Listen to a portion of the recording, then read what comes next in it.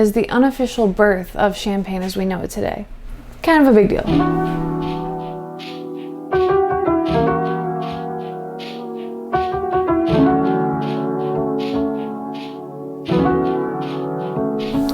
The Venoge family dates back to 15th century Switzerland. In fact, their last name is directly linked to the Venoge tributary of the Rhone River that runs into Lake Geneva.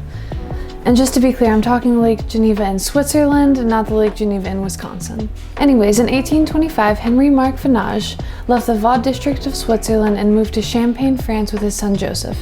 Here he opened up a little wine shop and sold the sparkling wines of Champagne, as well as some other wines. I suppose his days selling wine inspired him because in 1837 he founded Des Venoges et Cie in Epernay, Champagne.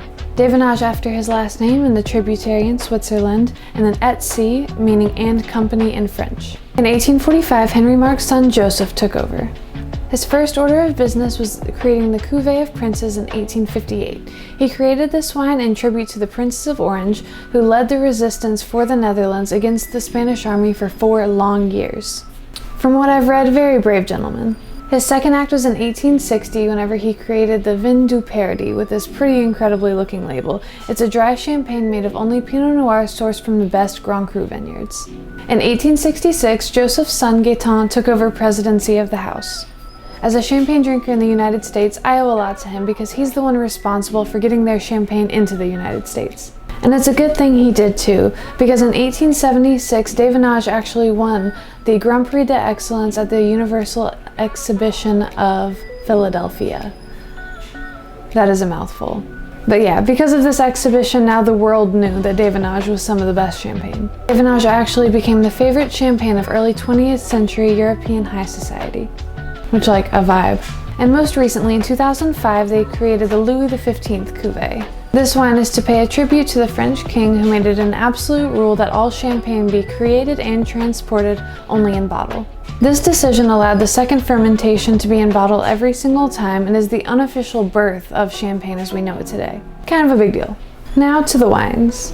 First we have the Cordon Bleu Brut, which has been the emblematic symbol of the Champagne house since 1851. This is me and my roommate's favorite champagne.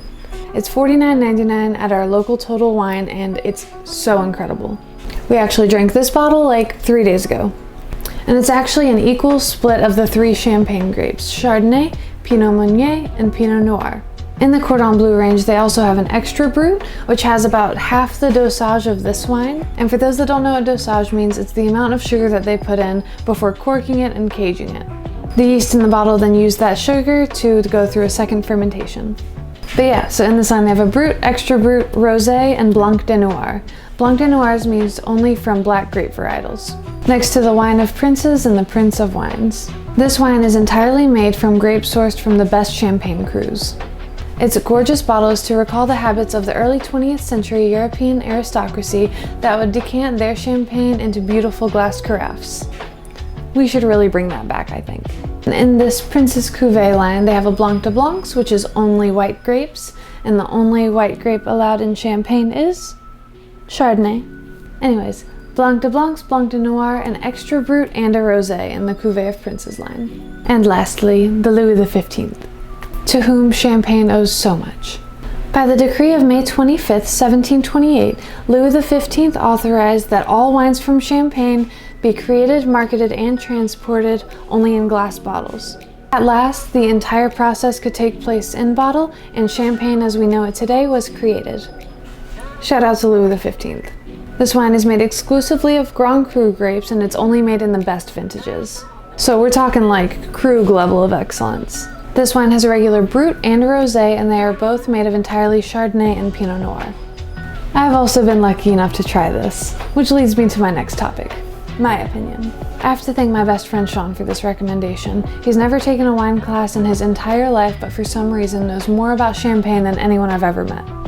At some point over the summer, I was just vibing at home doing some housework, and he shows up randomly with a bottle of 1996 Des Venoge. Casually. That day went a little something like this. Champagne. Champagne.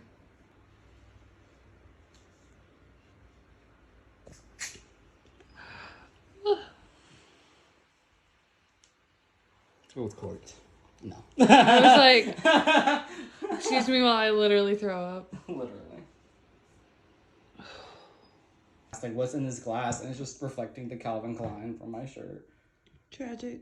I was like, oh my god, words. And oh my god, by far the best champagne I've ever had to this day. Now we drink the regular Cordon Bleu Brut every chance we get. This is an expensive household. If y'all want to donate money, feel free. Clearly my opinion is very high, but it's because their quality standards are too.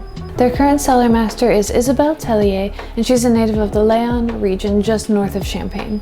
Venoge holds one of the most plentiful wine libraries of over 20,000 bottles dating all the way back to 1970. The way non-vintage wine works is that they hold reserves, say from 1970 or just as old as that, and then they slowly blend it in with the new vintages to make a consistent style. So for $50, I could be drinking wine from the 1970s, just saying. All of their wines have relatively low dosage, long aging processes, and are entirely and only first press. First press is important because that's whenever barely any pressure is on the grapes, so there's no tannin from the skins, the seeds, nothing. It's just pure free-run grape juice. And that's Venoge. Cheers. You know, like, subscribe, comment, all of that stuff. But tell me about Venoge. I get drunk.